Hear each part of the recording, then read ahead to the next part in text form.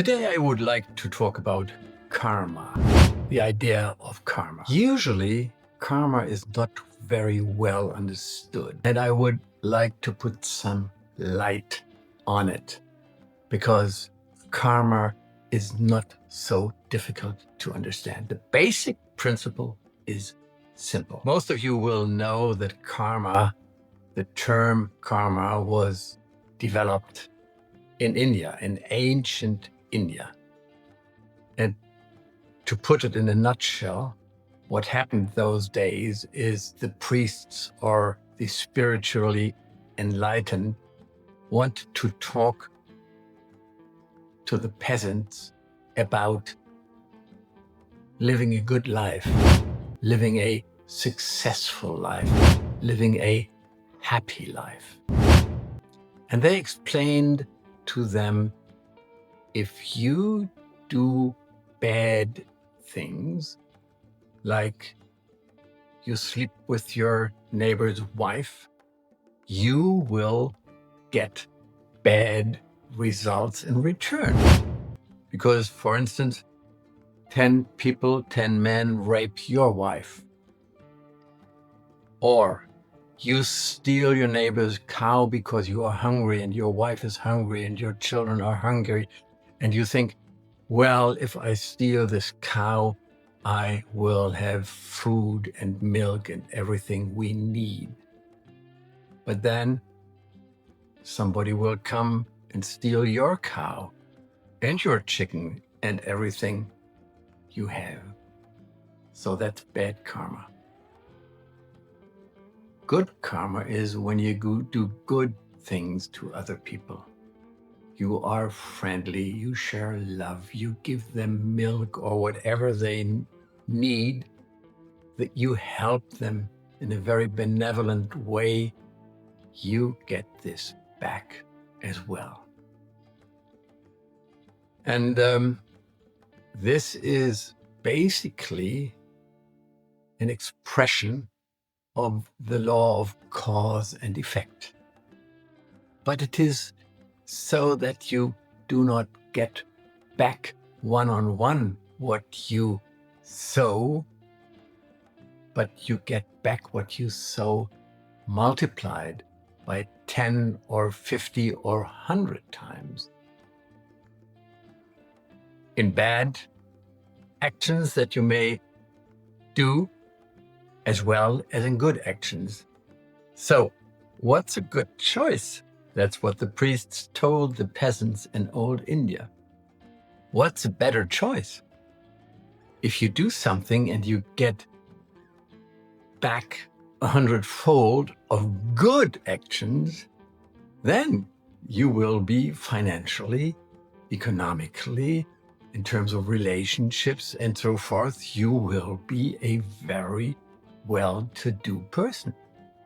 But if you do bad things, you will lose it all. So, think about that. In Christianity, you will find the same idea. For instance, in the 10 Commandments.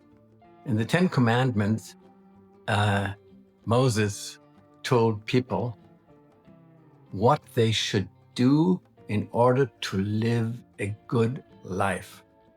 If you kill, that's not a good idea because basically you get something back that's not pleasant for you.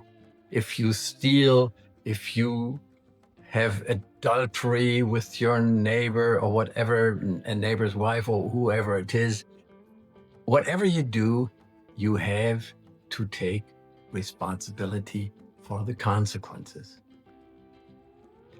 And in another place, Jesus said, it's more blessing in giving than in receiving. Think about that. If you give, there is a lot of blessing because what you get back will multiply. Now, if you think of another thing that Jesus said, which carries the name Golden Rule. The simple Golden Rule is treat others as you would like to be treated by them. And this Golden Rule you can expand and add different layers to it. Number one, think of other people as you would like them to think about you. So, thinking creates karma already, not only physical actions. Thinking does the same thing. If you think you want to commit adultery, or you want to steal, or you want to kill your neighbor or whatever, you will get something in return that you will not like. On the other hand, if you think positive thoughts about other people, your spouse, your children, your parents, your neighbors, your co-workers, you name it. If you think positive thoughts about them, then you will get in return positive thoughts they will think, and as a consequence of thoughts, then positive actions will follow. Second, talk about others as you would like them to talk about you when you are not around. So if you talk about others in a positive way, they will talk about you in a positive way. If you talk about them in a negative way, they will do the same. And usually it multiplies. The good thought multiplies, and the bad thought multiplies as well. Third, talk to people as you would like them to talk to you. If you talk friendly to people, if you show love and appreciation and you put it into words, it's going to come back. You can be sure. And you know that. This general rule, what you sow will be your harvest. This applies in all areas of life.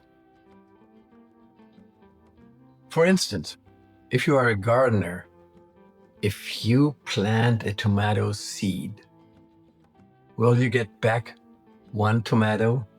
No. You will get tens or hundreds of tomatoes back. And if you then take again seeds of that tomato plant and plant those seeds, then you have huge amounts of tomatoes within a few years. Think about that.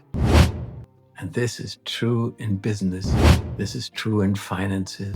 This is true in your marriage or in your partnership. This is true in your relationship to your parents, to your children, to your neighbors, to your friends, to your co-workers, to everybody. It's true for the relation you create in a restaurant with the waitress or the waiter. It's happening all over. And you are blessed if you use the law of karma, which is basically the same thing as the law of attraction. If you use the karma or the law of attraction to your advantage, you will be blessed. And you can burn off karma. And that's the last issue I want to touch on. If something bad happens to you, something that is unpleasant to you, acknowledge it. Do not deny it. First step.